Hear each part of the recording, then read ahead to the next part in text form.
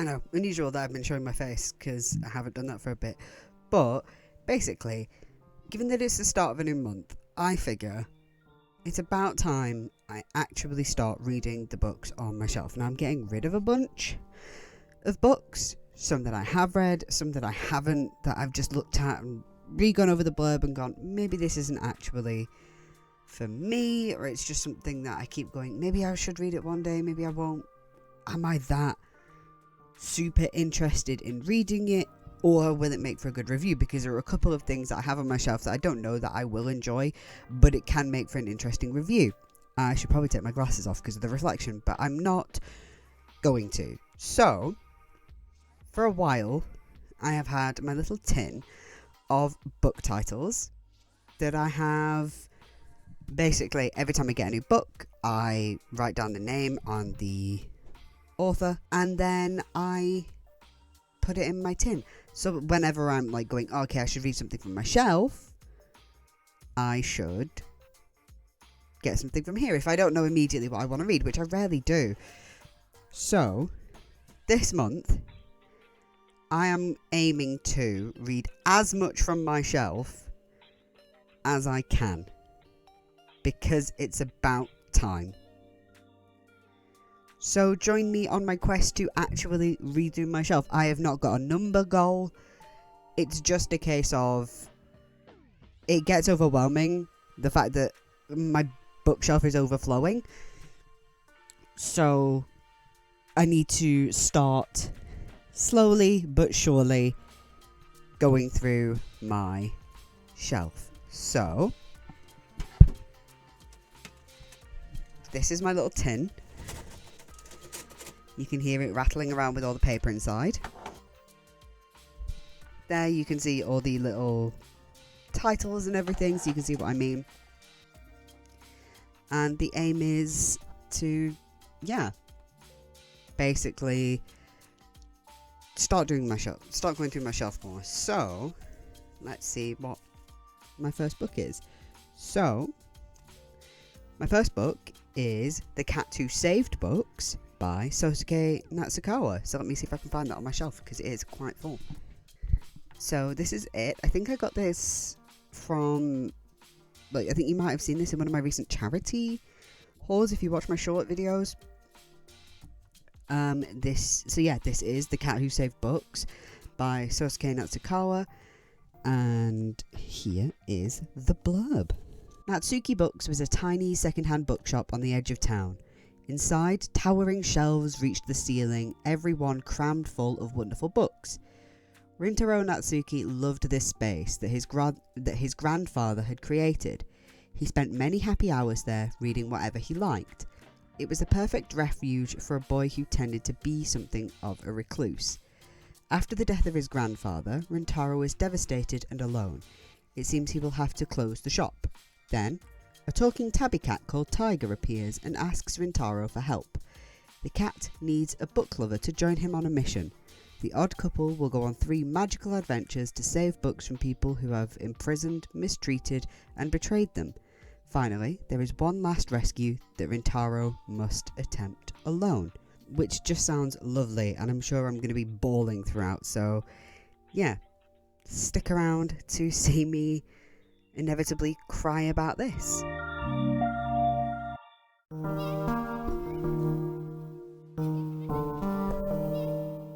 Hi, hello, and welcome, or welcome back, I suppose. You can see my face today. It's not what I planned, but I was doing some art, and it's just not been going right for me. I've just not been able to figure it out. To be fair, I picked something with quite tricky composition.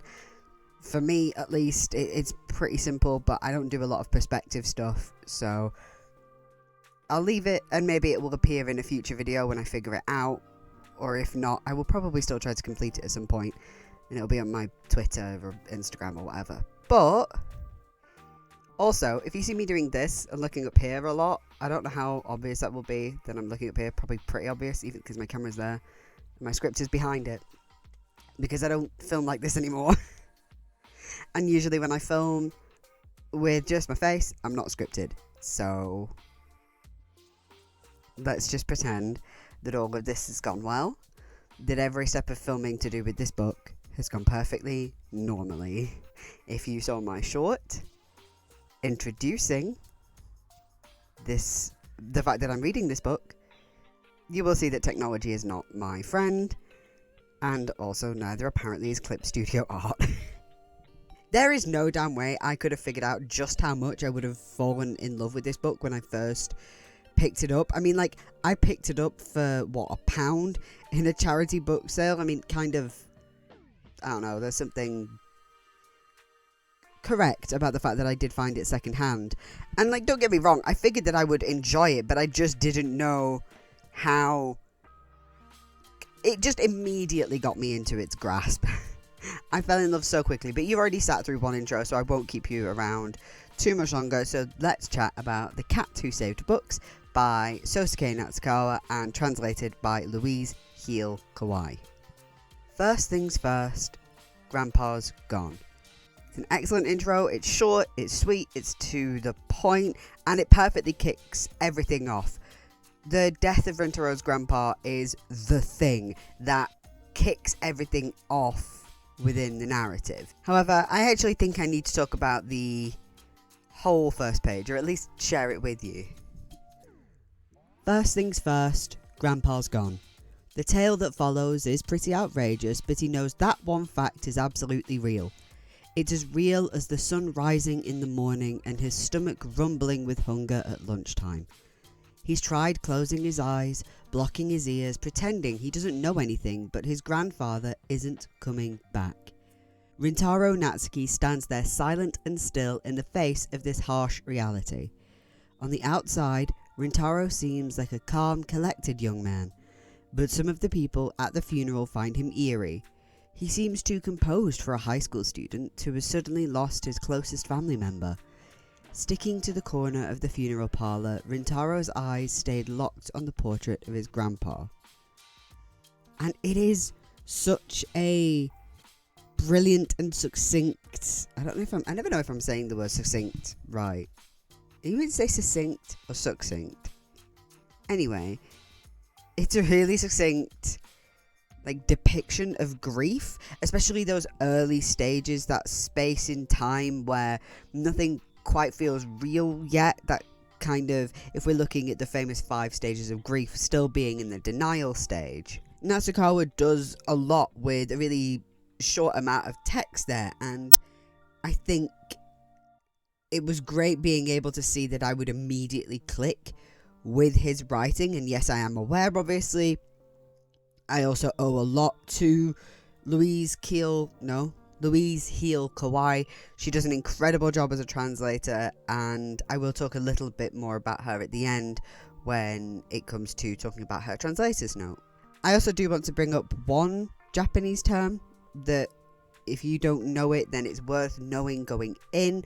I had to look it up, and obviously, you can do the same when you're reading, but if you are going to read this after my review, then I do think it's a useful one to know, because Kawai talks about the fact that she did choose to keep some Japanese phrases and omit others, where it was a case of some things aren't that translatable as a single word. Like, you can translate a word like hello or goodbye, but some words don't have a simple one-to-one translation meaning. So the word, yes, this is from Wikipedia, but come on, I'm not going into detail here. So the word is hikikomori. Hikikomori, also known as severe social withdrawal, is total withdrawal from society and seeking extreme degrees of social isolation and confinement. Hikikomori refers to both the phenomenon in general and the recluses themselves, described as loners or modern-day hermits. Because it would seem that even before his grandpa's death, Rintaro, who's our protagonist, wasn't leaving the bookshop all that much. And, it makes sense, though, from what I could gather, he lost both of his parents, and that's why he had to go and live with his grandfather. So he was already dealing with a lot of grief and loss before the opening pages of this book. And, obviously, the death of his grandfather will only sort of aid in isolating him even more. And it's only compounded by the fact that he doesn't think that people at school really care about him much.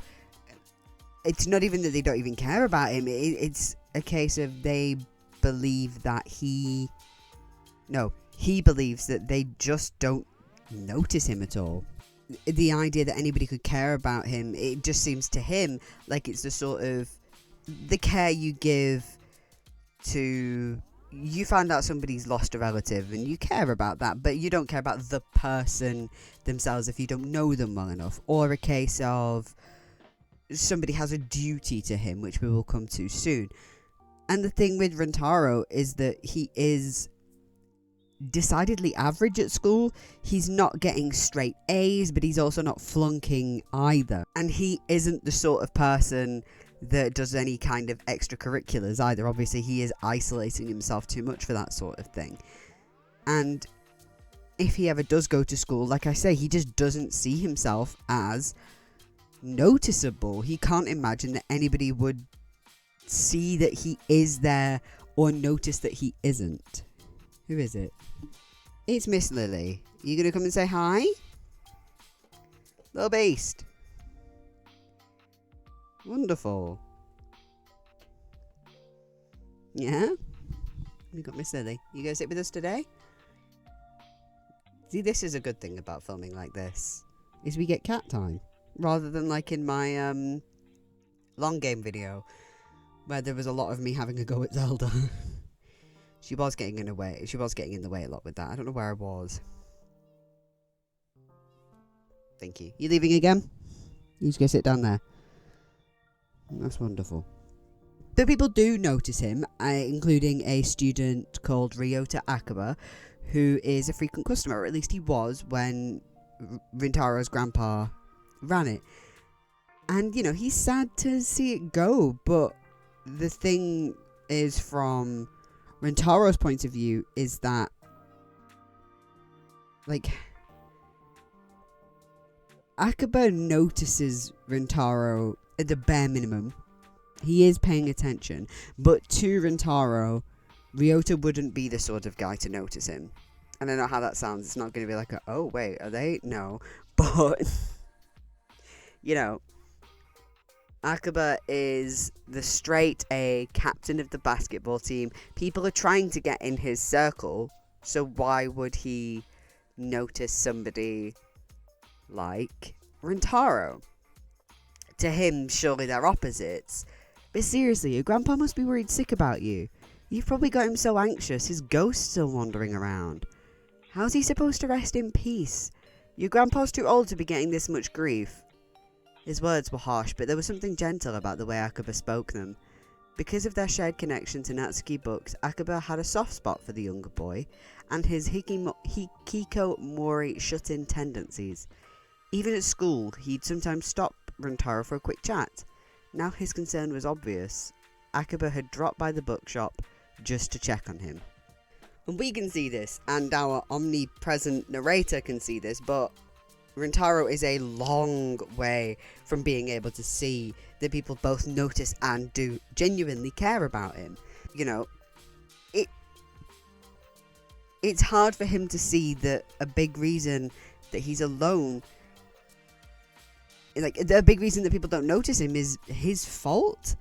Because he's been isolating himself, so it's difficult for him to spot that he's part of the reason that people don't notice him.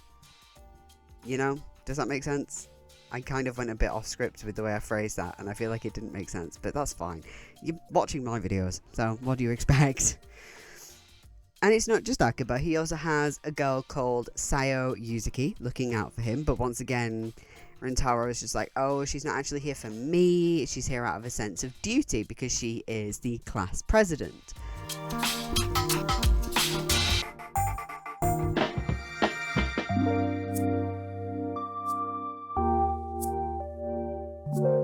To Rintaro with Sayo, it's a case of, well, she's the class president, she has a sense of duty to make sure he's going to school, to make sure he's getting his homework done. She brings him his homework, ignoring the fact that they have known each other since primary school. And we get all of that just from the prologue. We haven't even really got to the land of plot. I felt a lot for Rintaro, and while not from a place of grief, I saw a lot of my own teenage self in him. And that was something that I found myself thinking frequently throughout reading, not just here in the prologue. You know, while not dealing with the same issues as him, I did find a lot of comfort in isolation as a teenager. School felt incredibly hostile to me, even with having people around me who very obviously cared, and I knew they cared. It was just too much. I was very mentally ill, and much of the school staff did not care about that, and the school sort of as a whole did not care about that. And also, as an adult, I see just how neurodivergent I always have been. Obviously, that isn't just something that showed up when I got to university and I met other neurodivergent people who I went, oh, I'm like that. Much to consider.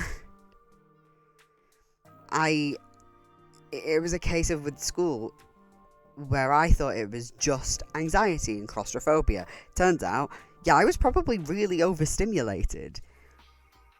Which is not surprising. That school was too small for the amount of students that were in there. I don't know if that's still the case. I don't know if it's... I assume it's still a problem. They probably don't see it as a problem, but it is. Some of the corridors in there are like about 6 foot across. I remember, I think it was either my dad or my brother was with me at some event. I mean, my brother went to that school for a year, but because it's a newer building. But he, you know, like how your height is your wingspan, and he could touch the walls on either side, just about, but he could touch the walls on either side. 6 foot across is not enough for a school with, I think, about 1,000 students in it when I was there. I mean, obviously, you've not got 1,000 students packed into that one corridor, but it felt like it a lot of the time. But anyway, that's a tangent. All to say, I felt a kinship with Rintaro, and I understood that need for isolation, and that understanding and sympathy with him only grew the more I read the book. Also, if I, like him, were able to spend all of my time inside this bookshop, then I can't say I wouldn't. Natsuki Books was a tiny shop tucked away on a street in the old part of town. It had a rather peculiar layout. Leading from the front entrance straight through to the back was one single long aisle. Each side of the aisle was lined with towering stacks of books. Retro-style lamps hung overhead, their soft light reflecting off the polished wooden floor. About halfway down, there was a simple wooden desk for handling sales, but besides that and a couple of wooden stools, no other furniture or adornment of any kind. At the back of the bookshop, the aisle ended at a simple wall of bare wood, but when you entered through the front door from bright daylight, you had the impression that the whole place was much deeper than it actually was. Surrounded by walls of books, it felt like entering an endless passageway that disappeared into the darkness beyond. And I just know how that place smells without Natsukawa having to utter a word about it. And yes, that makes me even more in love with this place. Second-hand bookshops just have this inherent warmth and coziness to them for me. It makes me miss Iswith Books. Like, Natsukawa captures it so well. I miss Iswith Books so much. It's a second-hand bookshop in Aberystwyth where I went to university, and had I had more space, my dorm room was not big enough for the amount of books that I wanted to have in there, and had I had more space, it probably would have been the case of Iswith Books probably would have taken all of my money, but honestly, Jesus Christ. We soon meet Tiger, the tabby cat. And let me just say, if I was going through, like Rintaro, the grieving process, living an isolated life as he is, and a small, fat, little tabby cat started chatting to me, I would admittedly assume that I had fully cracked. But I can't say that I wouldn't just resign myself to it and just be like, well, if I'm mad, I'm mad, I guess. I'm just gonna have to talk to this cat. Like, let's find out what this little guy has to say. Pretty much everything in the other going that he has to say is rude. He's a rude little man. But he's rude in that perfect way that cats know how to be. Zelda especially, she's a rude cat. She loves smacking, she loves biting me.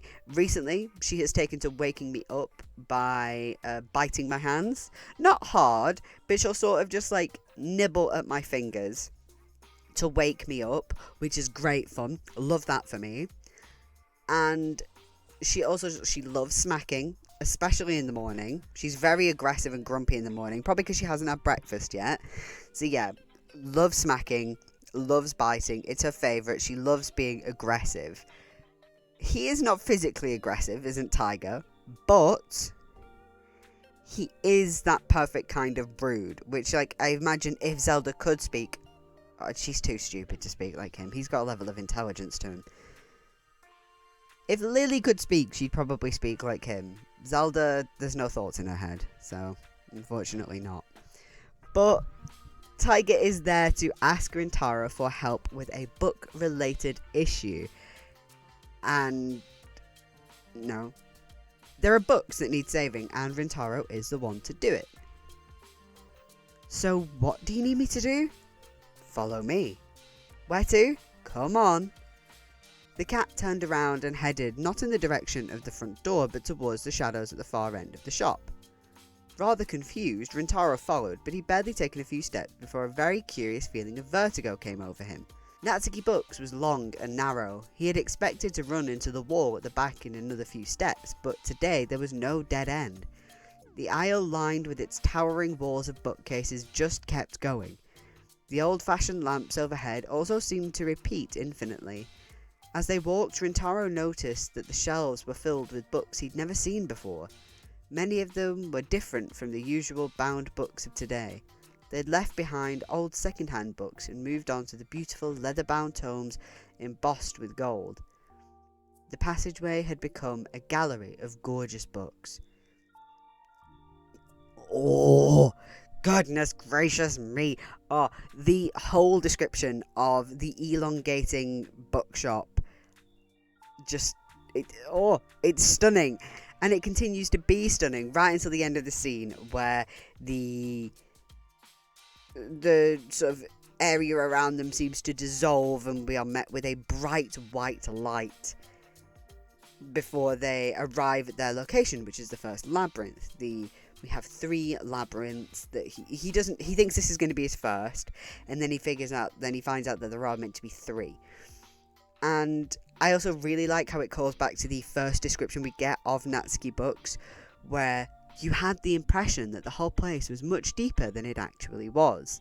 And Rintaro and Tiger very quickly develop a really fun dynamic. It's almost a mentor-mentee type thing, except we learn very quickly that Tiger only actually half knows what he's doing. They're bickering with each other. It's fun. There's an almost much older, younger sibling kind of dynamic going on. It's really fun.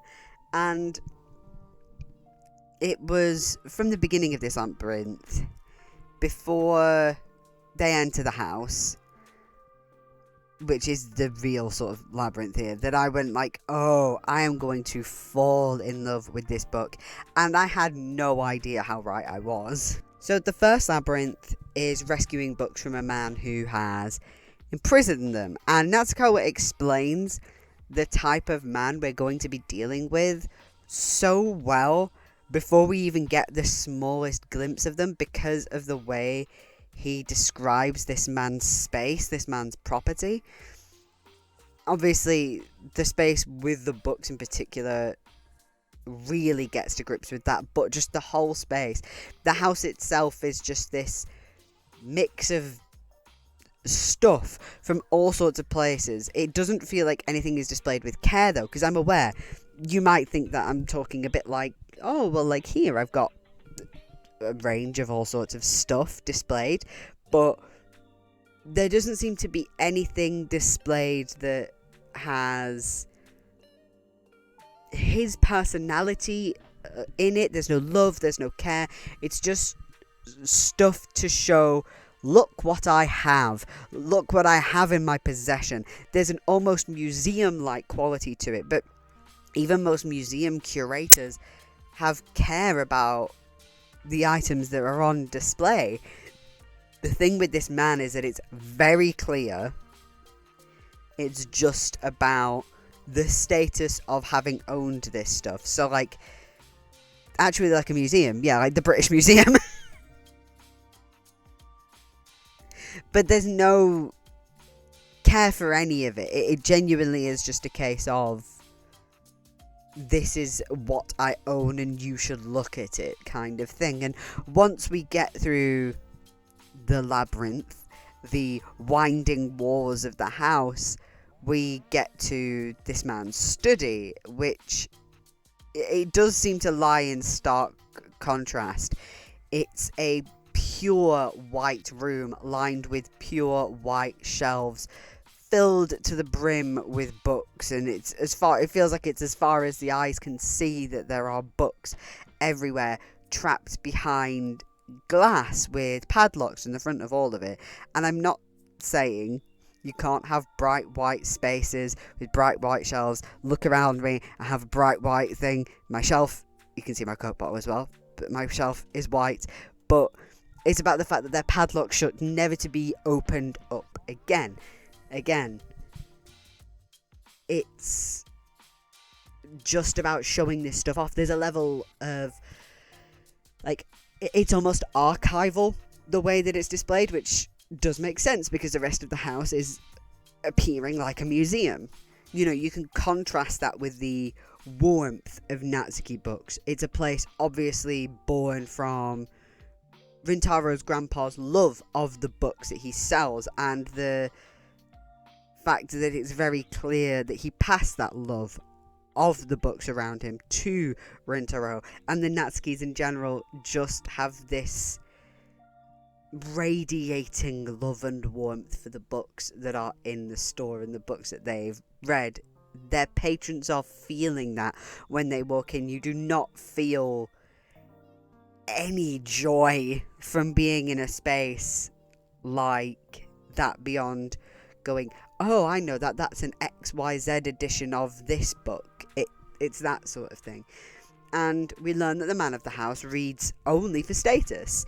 He's reading and reading and reading so much every single day, and it's so that he can read 100 books a month, because in his world, because basically it becomes clear, especially towards the end, that each of these labyrinths are a sort of depiction of, they're a microcosm, basically.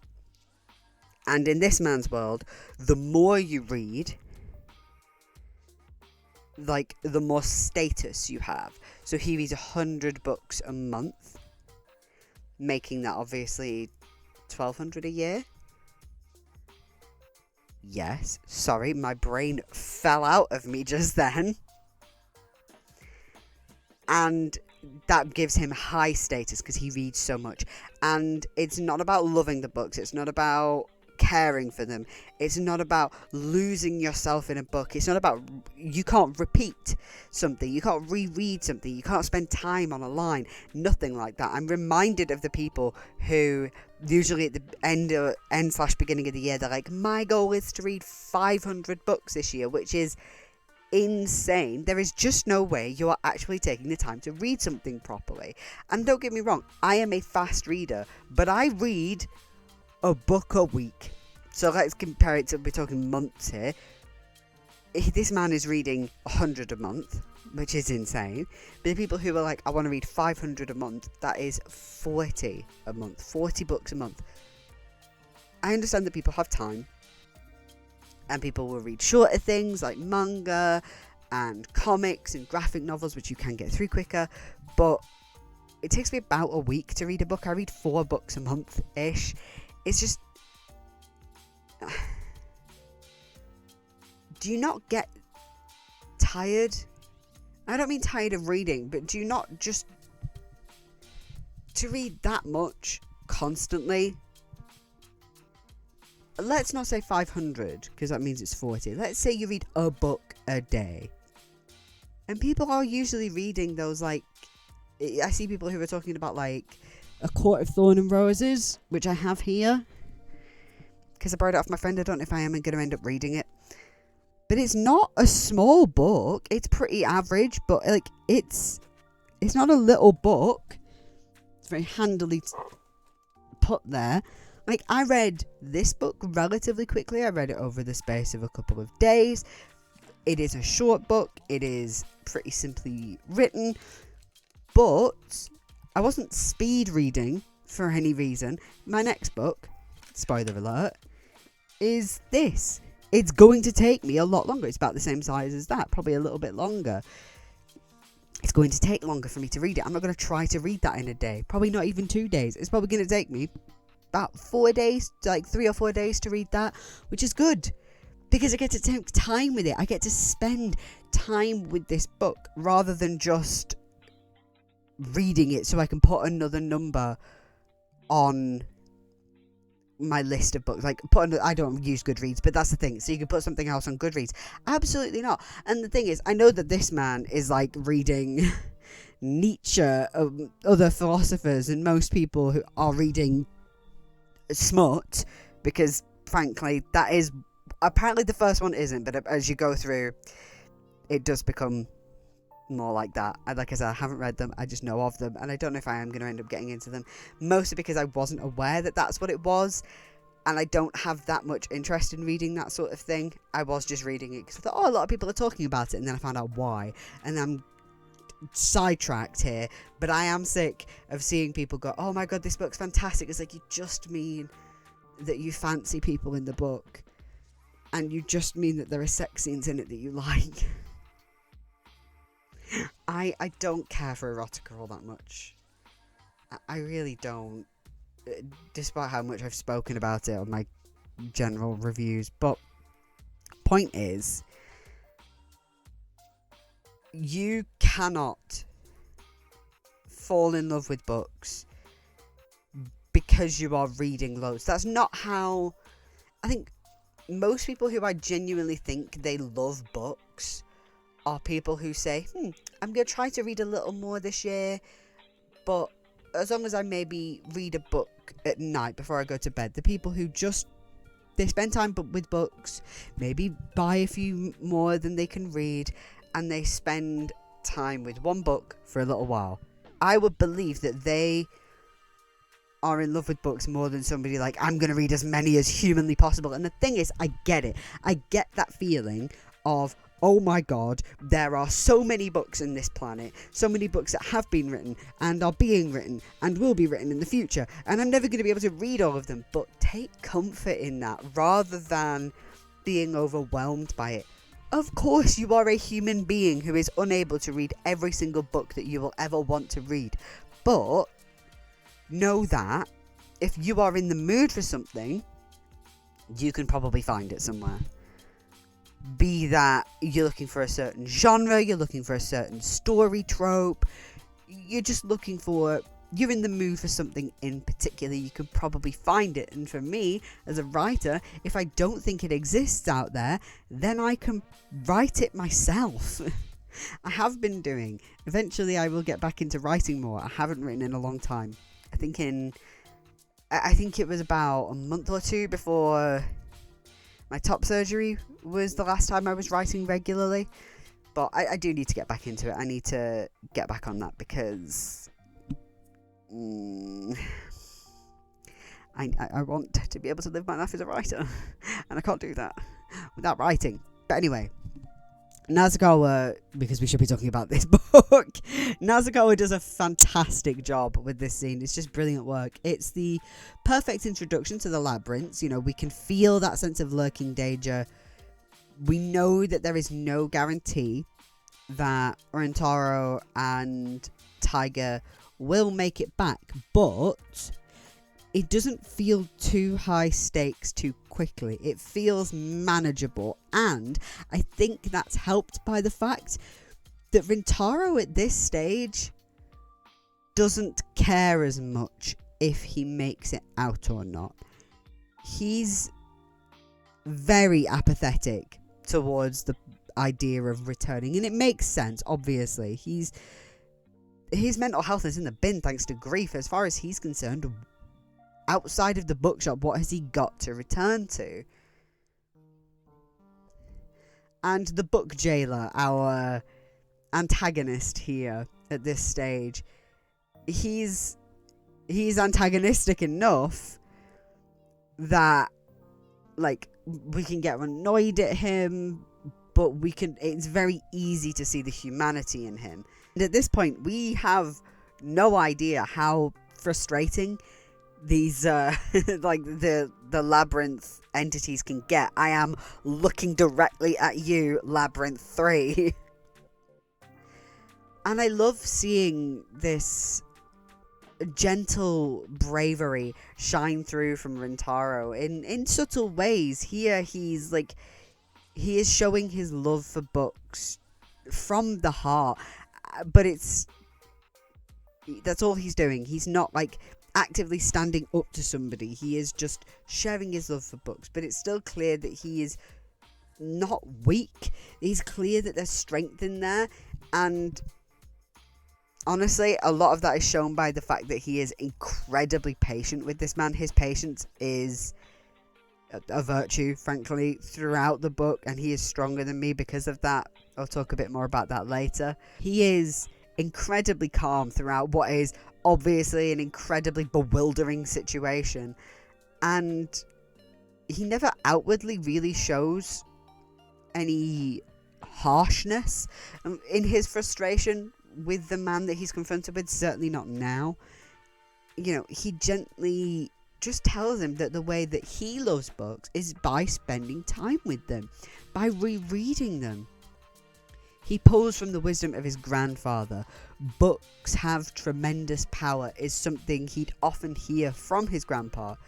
And that sentiment is something that really fuels this book, is the idea that they do have power. And at the start here, the wisdom of his grandfather is what bolsters Rintaro. It's the base that he works from. He works with what the jailer already believes and breaks that down for him. If this man loved books the way he says he does, then he would actually spend time with them, rather than saying, I love books so I read as many as humanly possible, and not actually spend time with them. And he wouldn't have them trapped like this. He reads them and then he puts them on display, because to him, that's like the symbol of his power, is to display them like that, locked away to never be looked at again. They wouldn't be reduced to the status symbols that he has them as. And seeing the way that Rintaro talks from the heart about his love of books, clearly a gift from his grandpa, got me misty-eyed. And I can safely say that I was misty-eyed for a good amount of the book. But he does convince him.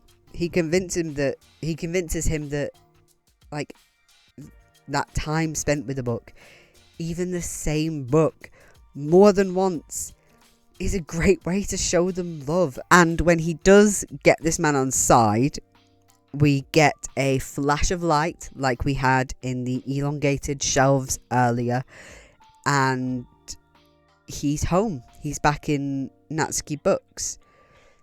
And the end of this chapter is the next morning, though we do later learn that when they return from the labyrinth, it's exactly the same time as when they left in the first place. It's very temporal in that way. But Sayo, the class president, pops in to check if he's actually coming to school today. And again, he's like, oh, she's just fulfilling her duty as class president.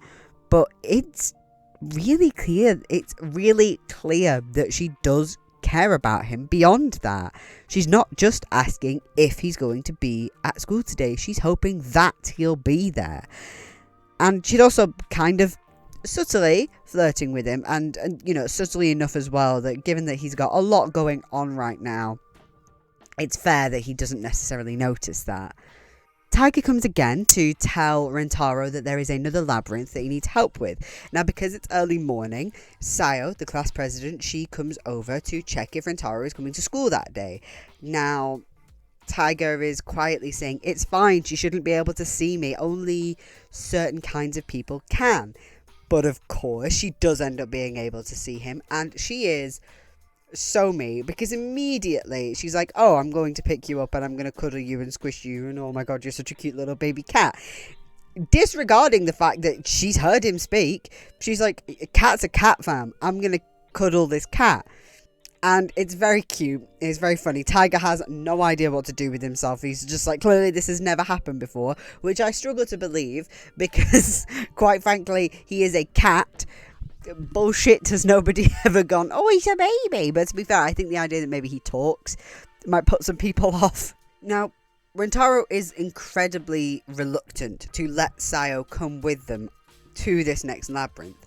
Obviously, there's a level of danger there, but she's having none of that, and good for her. If my friend, not even one of my closest friends, was like, actually, you can't come with me on an adventure with this cat, and it's to do with books as well. If you're going to tell me I can't come, I'm going to start throwing hands. But it's very sweet the way that Rentaro is hesitant about it, because we saw in that first labyrinth that he didn't really have any self-preservation, but he very clearly does care about the idea of Sayo being able to make it back, even if it's not yet, that care is not yet extended to himself. He can still see himself putting himself in danger easily, but not her. And, you know, their dynamic is fun instantly. You know, I love how when he's telling her to turn back, she's not having it. They're walking through that extending corridor of bookshelves, and she's like, so Natsuki, you're telling me to shut up and let a classmate keep putting himself in danger? Well, no, that wasn't what I meant. Which is it? If it's not dangerous, then it should be no problem for me to go with you. If it is dangerous, then it wouldn't be a good idea for me to let you walk into it alone. Am I right? And obviously, he can't argue with her. She is right. And even to him, it's becoming clear that he isn't just a classmate to her. From this point, he is seeing more easily that she does actually give a shit. This labyrinth is on a pretty similar theme to the first one, though instead of a jailer in this case, we have a mutilator of books. They, our little trio, have to make their way through this academic institution with drone-like people carrying books to and from desks and shelves. And all of these books seemingly have the title Recommendations for a Whole New Way of Reading.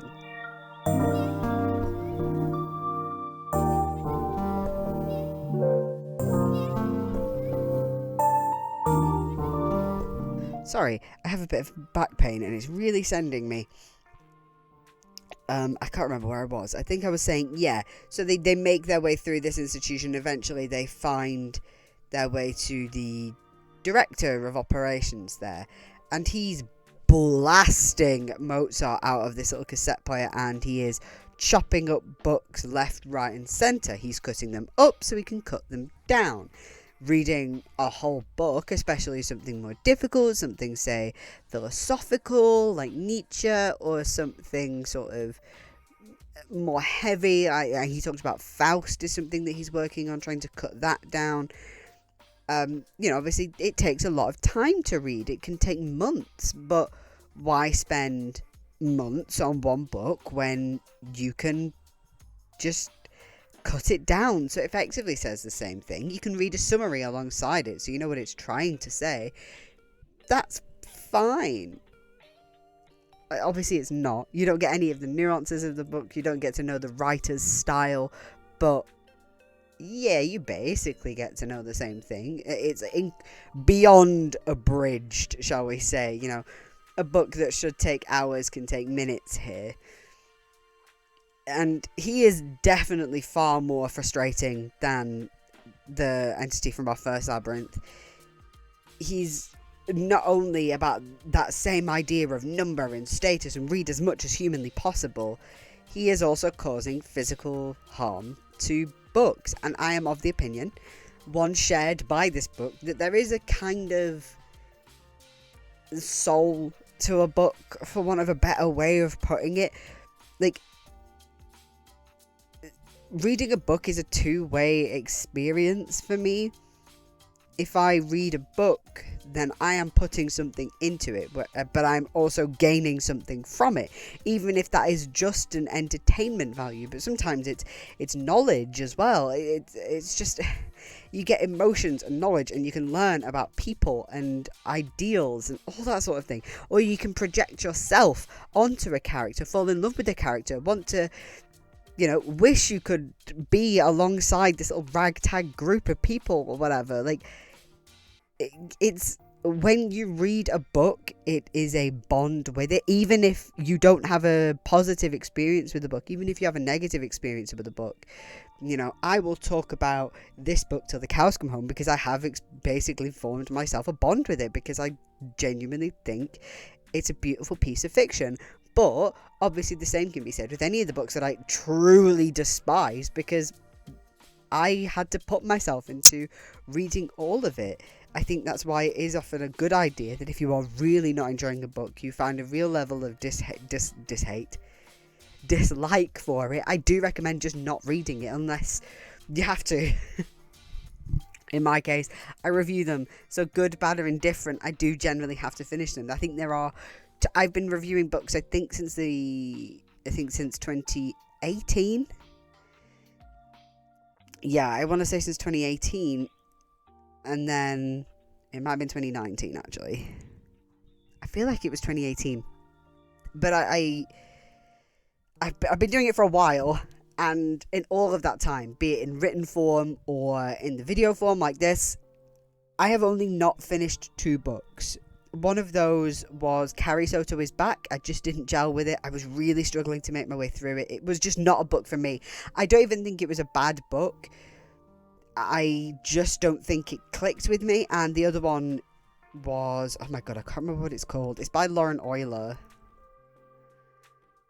And it's something about like a social media thing. And it was bad. It was the first book that I read after top surgery, and I struggled and I could not finish it.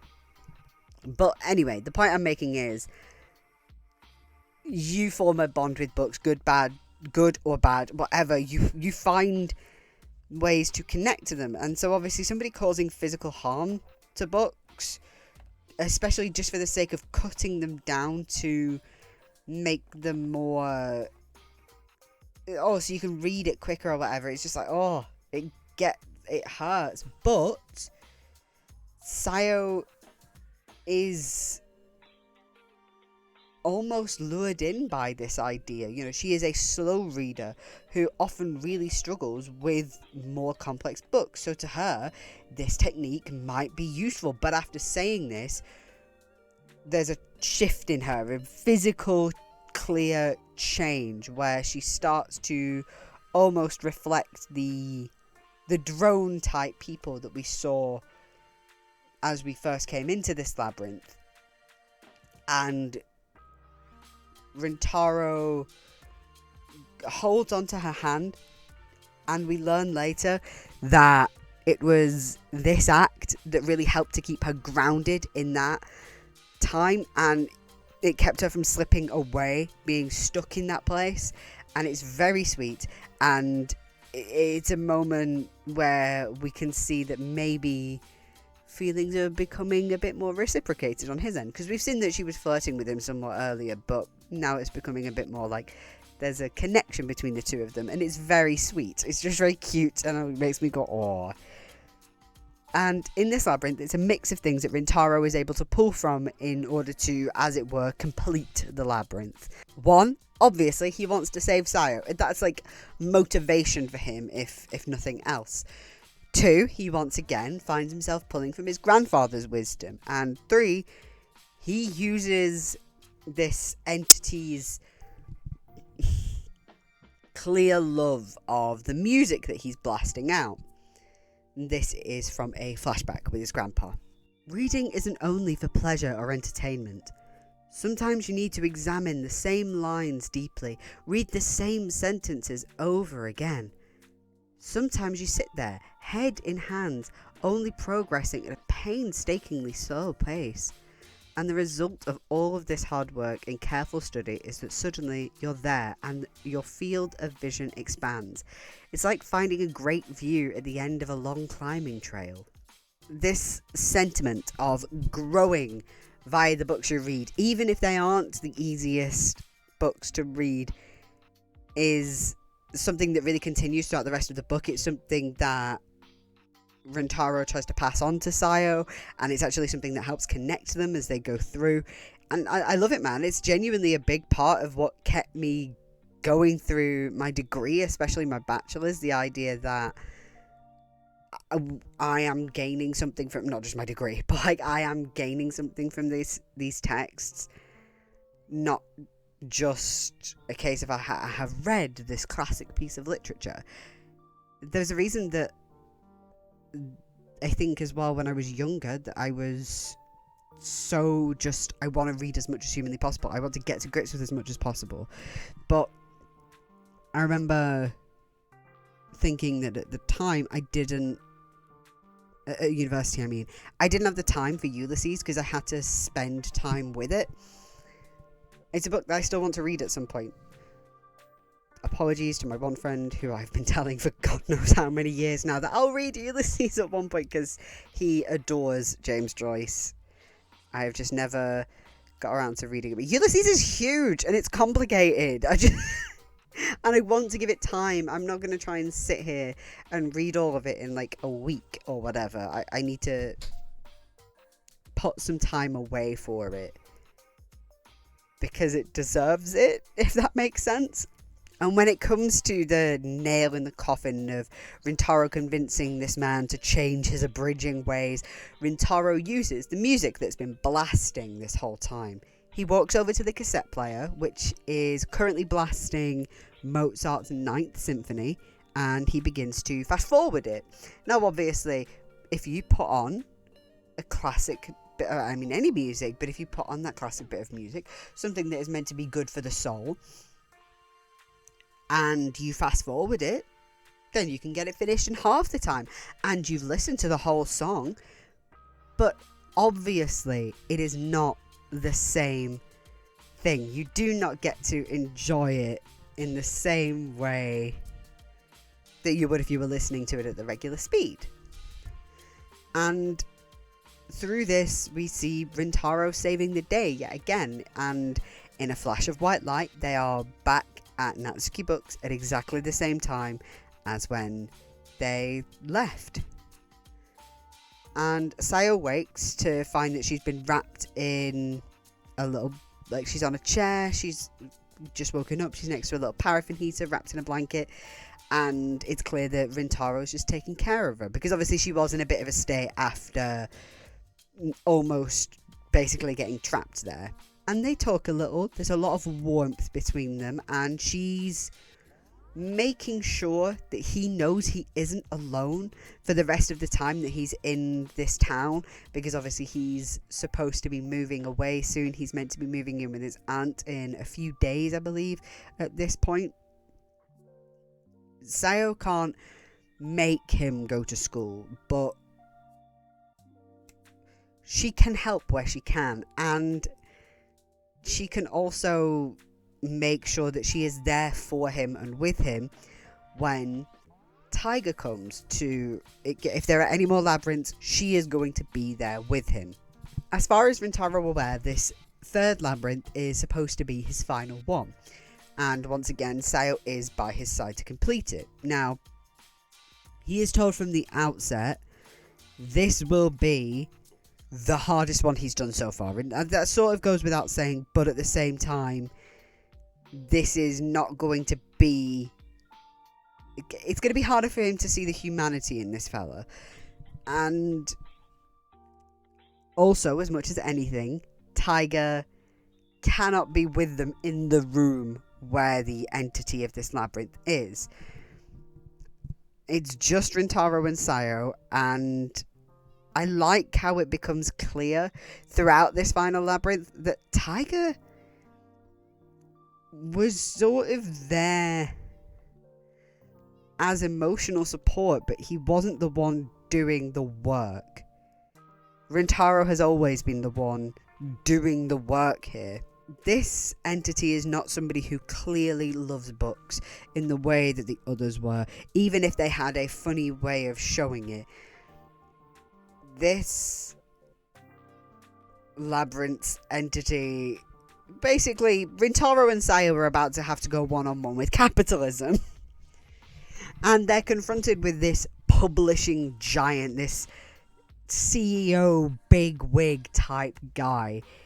They're battling the idea that it doesn't matter what gets published, just so long as people are buying and reading, buying and reading, buying and reading. It doesn't matter what they're reading, it doesn't matter what's going in there, just so long as the numbers are going up.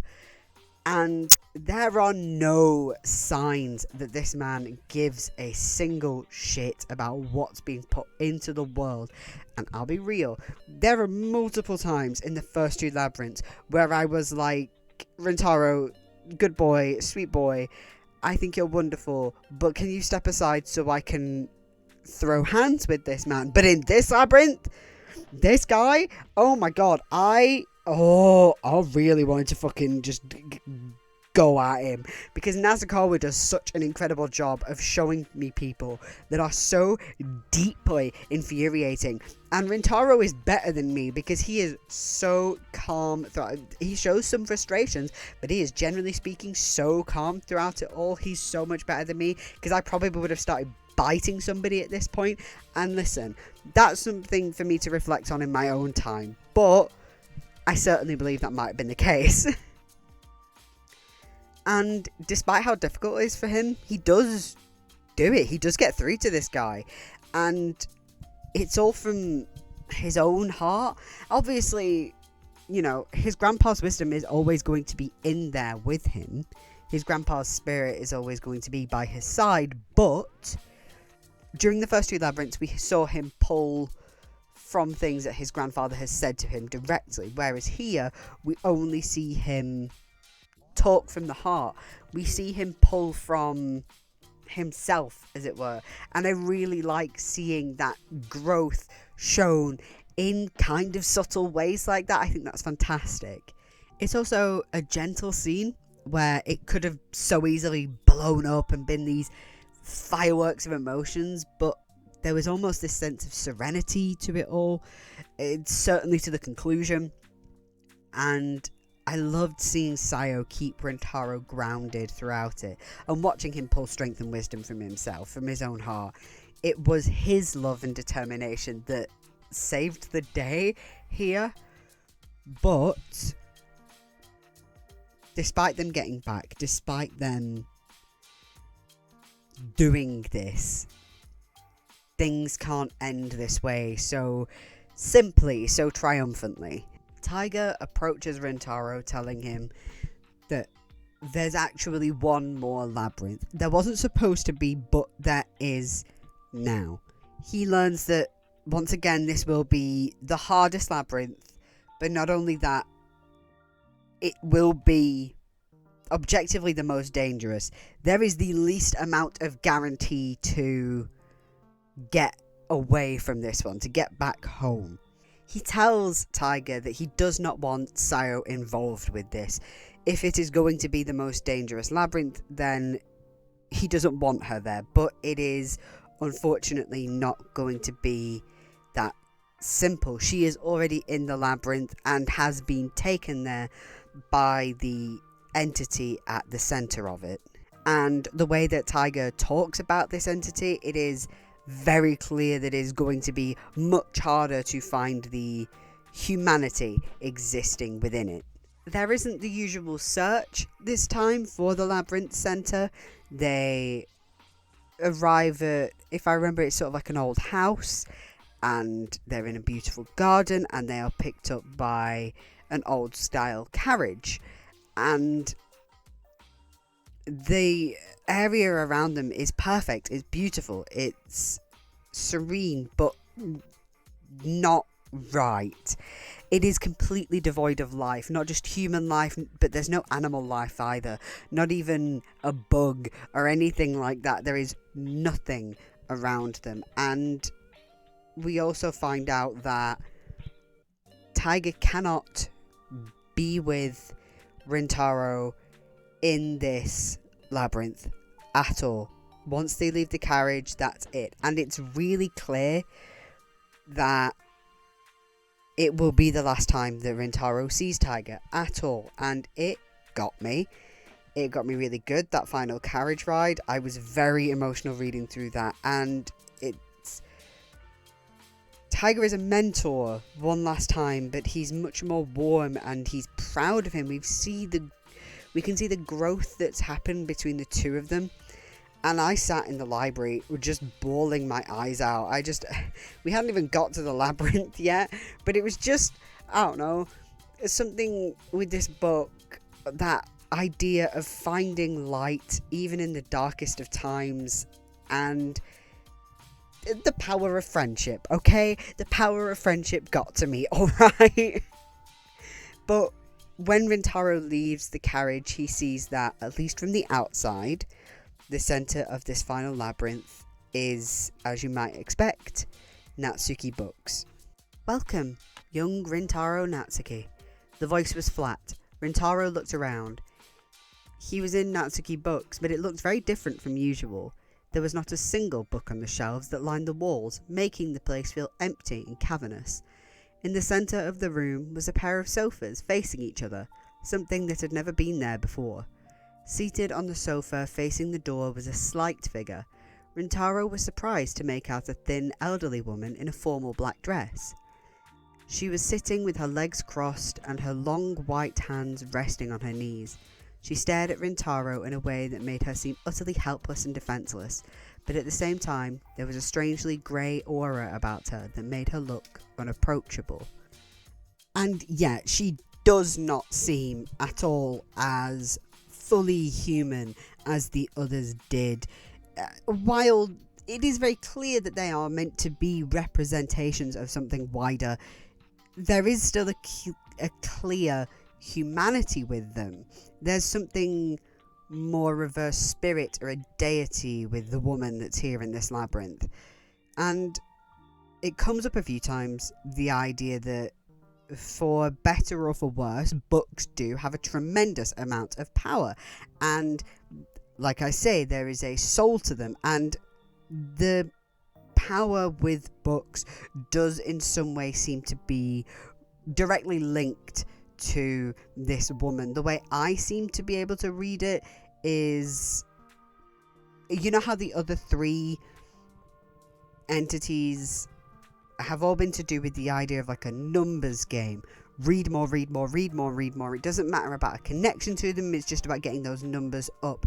Be it for status, be it for a case of just get through as many books as possible by cutting them as short as we can, or because of capitalism, that sort of thing. It seems to me that she is the reason behind that. She seems to gain some kind of power because of it, though I'm not 100% sure about that. That's sort of my reading of it. But we have learned by now that there is far more to any given book than just having read it. Now, she tries to combat Rintaro by showing him what has become of the three men that he has encountered in the previous labyrinths. She shows the first having lost that status because he's not reading 100 books in a month anymore. He's instead sat in his garden reading a book that he has read God knows how many times before. The second no longer has an institution. He is instead alone in that building reading a book that he has already been reading for months now. He's spending time with it. And the final man is in some kind of board meeting where he's talking to them about how he wants to focus on what they're selling rather than how much. And to the being that summoned Rintaro to the labyrinth, To her, these men are now failures to an extent. They must be suffering, but it's very clear that it just isn't the case, and through this Rintaro comes to the conclusion about the ultimate power of books. Books can give us knowledge, wisdom, values, a view of the world, and so much more. The joy of learning something you didn't know before and seeing things in a whole new way is exciting, but somehow I believe they gave us something more than that. Rintaro tried to scoop up all the diverse thoughts that came fluttering into his mind like snowflakes and turn them into words. Each time he thought he'd captured one, it melted away, but he kept on walking, deep in thought, determined to express even a part of what he wanted to say. I don't believe I have any special powers, and that includes the power to change anything. But if there is one thing I am good at, it's talking about books, and I still have plenty to say. I've been thinking over the topic of the power of books for a long time now, and I believe I found an answer. Rintaro came to an abrupt halt, staring into the darkness. Books teach us how to care about others. Empathy. There is your power. The ability to see stories from all types of people in all sorts of places does something to you, be it fictional or real life accounts. From a young age, through books, we can learn ways to understand people. Books are filled with human thoughts and feelings, people suffering, people who are sad or happy, laughing with joy. By reading their words and their stories, by experiencing them together, we learn about the minds of other people besides ourselves. Thanks to books, it's possible to learn not only about people around us every day, but people living in totally different worlds. I think the power of books is that they teach us to care about others. It's a power that gives people courage and also supports them in turn. And it warms my heart so much. It's with these thoughts that Rintaro wins over this labyrinth entity, saving himself and of course Sayo in the process. The way everything comes together in the end, it's stunning. It's done in the most beautiful ways, and I have to say that I am in awe. I've been in love with books my entire life, well before I could read them for myself. And as someone who, thanks to sweet neurodivergence, doesn't have the best empathy regulation, this hits me like a truck, because my empathy is often either sky high or it is basement dwelling. And this scene just really hit the nail on the head for me, because especially as a child, less so now, because I understand a lot more things now. Obviously for children this is already difficult. Add neurodivergence on there, it can be amplified. A good amount of my emotional intelligence was gifted to me by books. As a kid, I found myself more able to connect with those in books than I was able to connect with people around me on that empathetic level.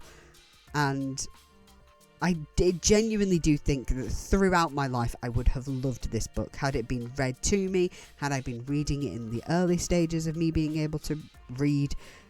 It's not necessarily I don't think it is a children's book. I wouldn't say that it is, but it's accessible. The style is very accessible. I don't believe there's any bad language in it. Don't quote me on that, but I can't recall there being anything. There's also nothing explicit or anything like that. I do genuinely think it is accessible to all ages, and I just think that throughout my life I would have connected to this book in a series of different ways. I do think that primary school gifted student Autumn would have felt far more of a connection to Sayo than to anybody else in there. She's the class president, she is an overachiever. She also seems like the sort of person that would have been called bossy rather than assertive, which is definitely the case for me when I was younger. She's very outspoken, and if she believes in something, she will stand for it, which I often have that with myself. And I think as a child, I have very much felt that. But then I think as a teenager, I would have, as someone who was going through it, I probably would have felt a lot for Rintaro. That, like I said, I felt a lot of comfort in the idea of isolation and never fully understanding the way that other people saw me, if they had noticed me at all. I would have 100% connected with Rintaro, and also the idea of isolating myself with a bunch of books. Yeah, 100%. But now, maybe I feel more of a connection with Tiger the cat. I don't know what that says about me, but I too show affection through snide comments. And I just, yeah. Maybe I'm never beating the furry allegations, but maybe now I feel more of an affection to the cat. Affection?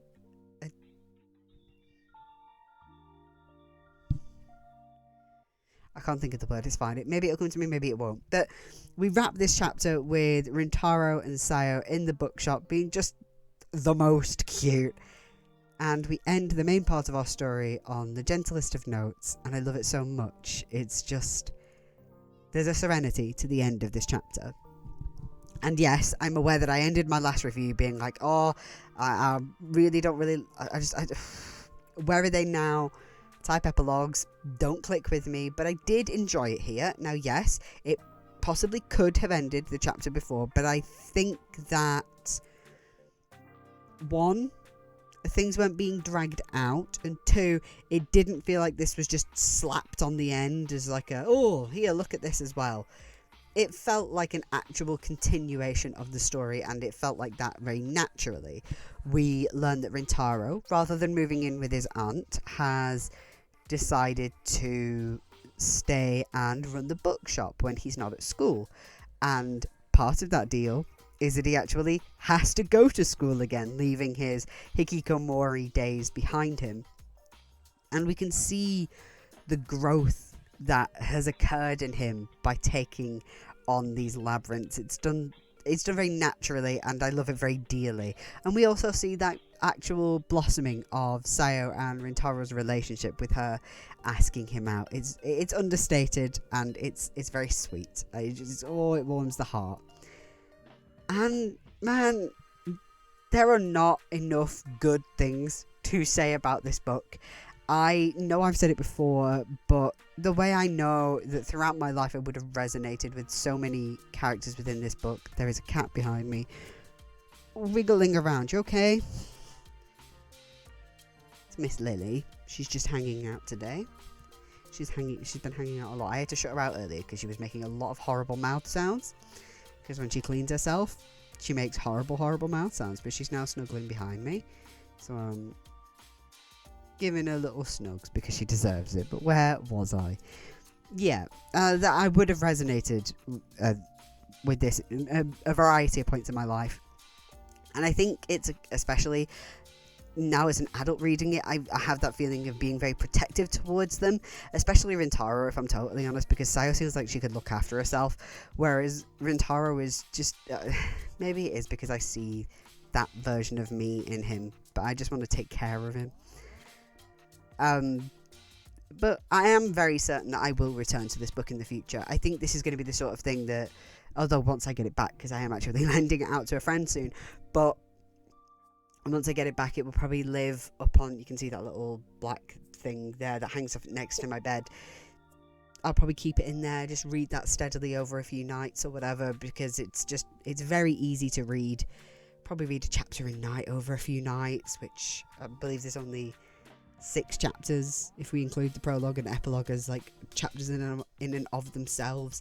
So yeah, it seems like an easy book to return to, because there's a lot of comfort in these pages, to be sure.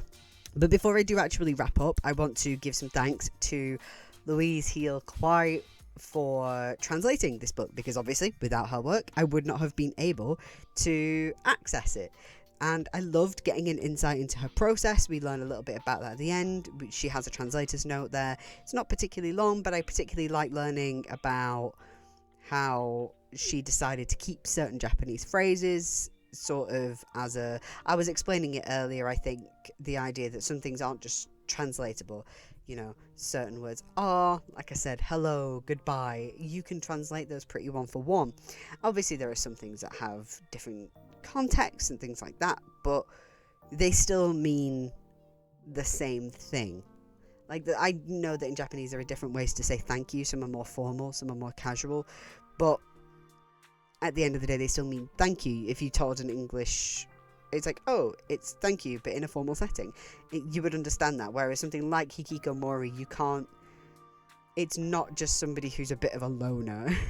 Hermit would possibly be the like equivalent, but even then, it doesn't quite feel right, because from what I can gather, it's very cultural as well. It's not just the idea of somebody who's shut in. It does have a cultural element to it. I believe it's also a thing in Korea as well. I don't know if they use the same word for it, but I know that it's also like a similar cultural thing that's ended up happening within the last sort of, from what I was gathering when I was reading about it, sort of past 20-25 years, that it's really become a thing. But I hope you can join me soon to see what's next on my shelf. I did give you a little insight to that earlier, because like I said at the beginning, during April, everything will just be from my own shelf. I want my TBR pile to be sorted through. This might not just be through April. I do want to read more. I mean, I know I have one book borrowed from the library, but that will be read in May, because like I said, everything in April is from that. But I really want to just get through my fucking shelf, because I am actually getting kind of annoyed that things aren't moving. Like, it's been a long time since I've read something from my shelf. I would be curious to see, actually, if I go on my YouTube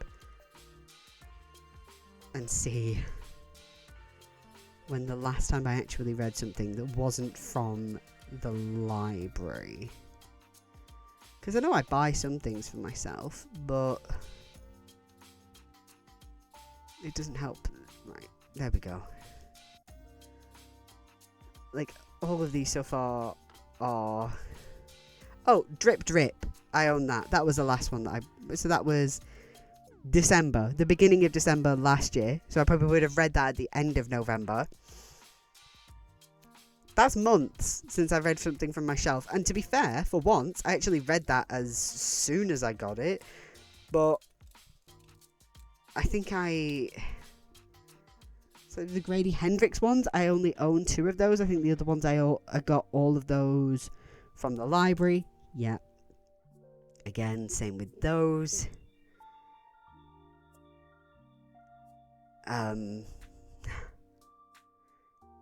Oh, and then before that was this time last year. Which was when I did the My Cats Choose What I Read. Now, to be fair, I didn't read as much last year. Like, there's a 2-month difference between that video and the one after it. But, even still, I need to read more from my shelf. That's actually ridiculous. And it's difficult, because I love, obviously, making sure I support my local library and things like that. But at the same time, I think I do have to be a bit aware of what I'm reading as well, because I think I did say earlier that I don't want to buy any more books this month.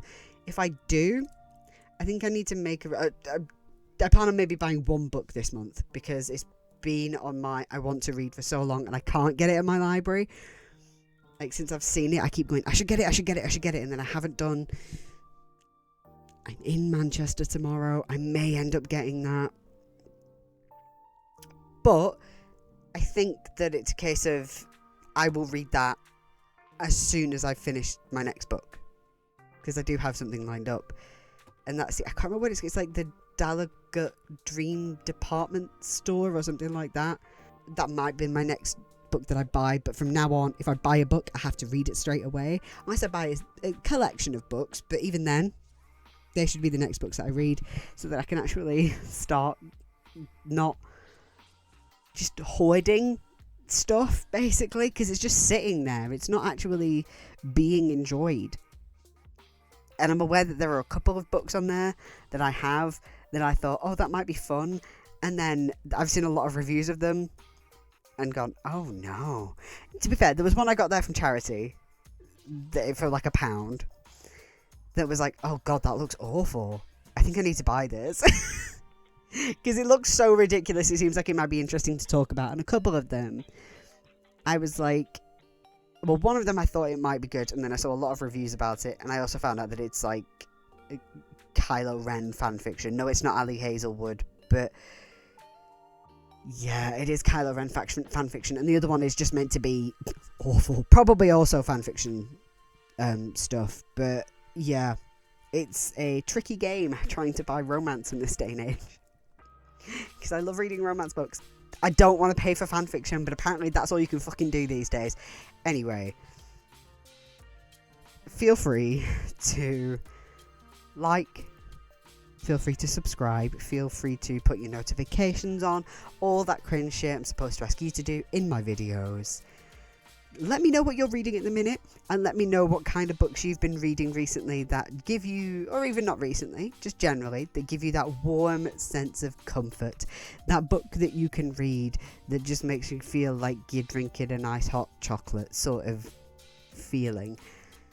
And most importantly, I hope you have a wonderful day, a wonderful night, a wonderful whenever you are watching this. Take good care of yourself.